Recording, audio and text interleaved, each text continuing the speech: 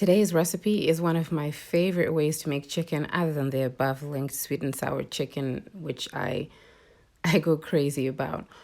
But this chicken is stuffed with spinach mixed in with Parmigiano Reggiano cheese, and then we're going to use this string to wrap the pancetta around the chicken. But if you don't have pancetta, you can use bacon. First thing you need to do is very thinly slice the chicken. Let me show you how thin it is. Once you have sliced it, I suggest you use a kitchen hammer or a heavy bottle to gently whack the chicken. Just remember to put the sliced chicken between some cling film. Less mess. As for the spinach, I'm using frozen spinach, which I will thaw before mixing it with the Parmigiano Reggiano, then put it in the chicken. So now I'm going to thaw the spinach. Our spinach is thawed but has quite a bit of water, which you would need to squeeze out. This is what it looks like after squeezing out the excess water.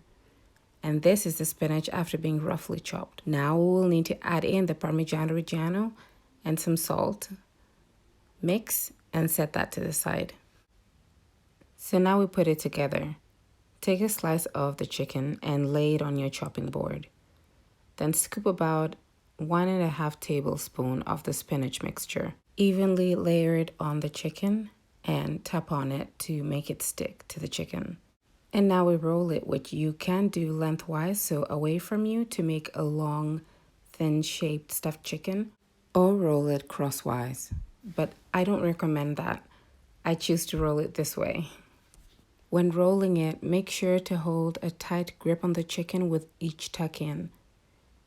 And there we go, our little chicken cigar is ready. Next, we need to wrap the chicken with a pancetta. To do this, I suggest that you twist the pancetta facing the opposite way that you had rolled the chicken. So you can see the seam of the chicken is facing me, so I will twirl the chicken with the pancetta facing the opposite direction, making sure not to leave any gaps in between. And that's pretty much how easy it is to wrap the chicken. Well, wrap and stuff the chicken. Okay, and now our stuffed chicken is ready to be tied down. That sounds a bit... Anyway, yeah, so grab your string and secure one end of the chicken by tying a knot on one end and twirling the string around the opposite direction that you had wrapped the pancetta around the chicken.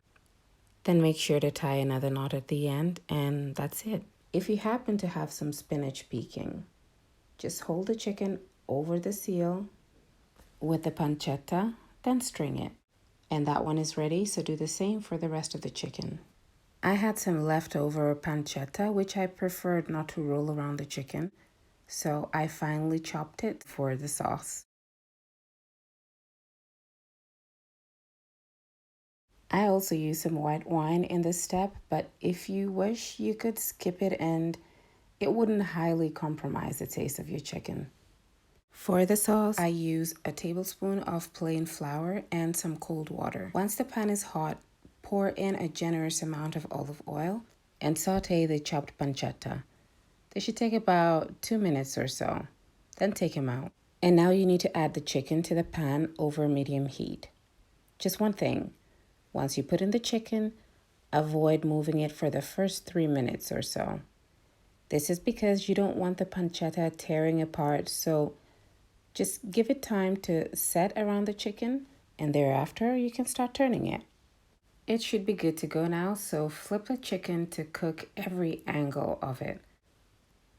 If while moving it, it seems to stick to the pan, just give it a little nudge here and a wiggle there before flipping. So here's a surprise twist to this recipe.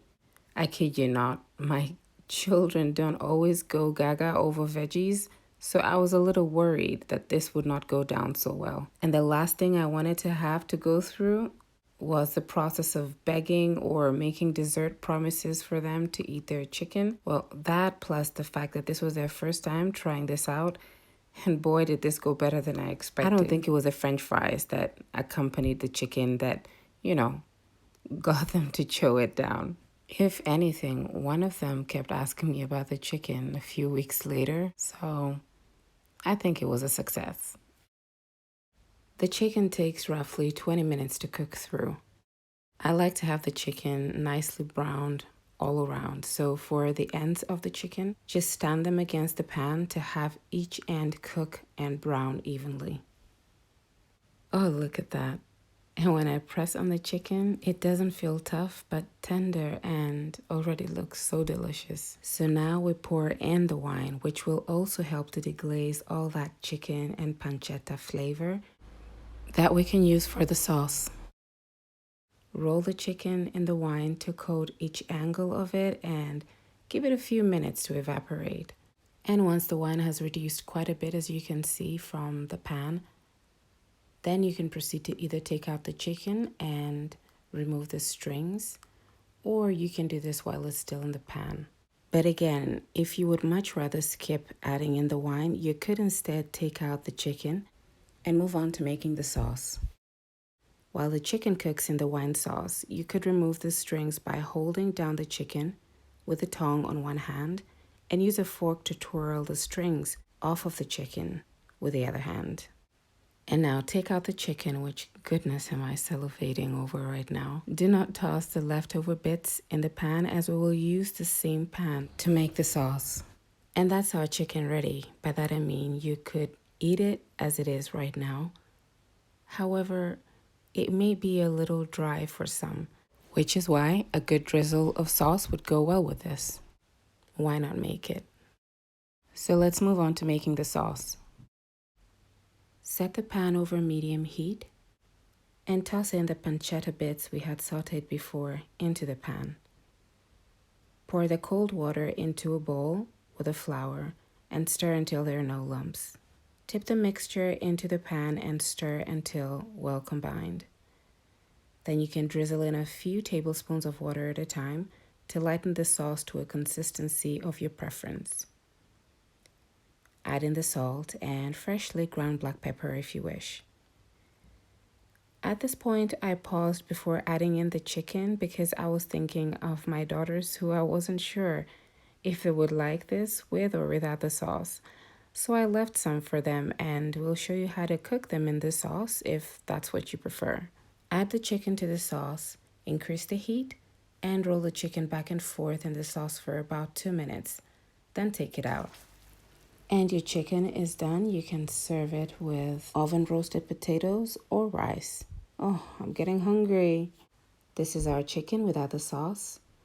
You know, looking at it right now, I'm thinking it would not be a bad idea to slice it and just add toothpicks over each one and serve it at parties. I mean, why not? And for my sauce-loving foodies, here's the chicken with the sauce. I hope you make it and love it as much as we did. Tag me on Instagram or leave a comment here to let me know how it went and other alterations that you might have made. Subscribe, share, and have an amazing day wherever you are. Bye.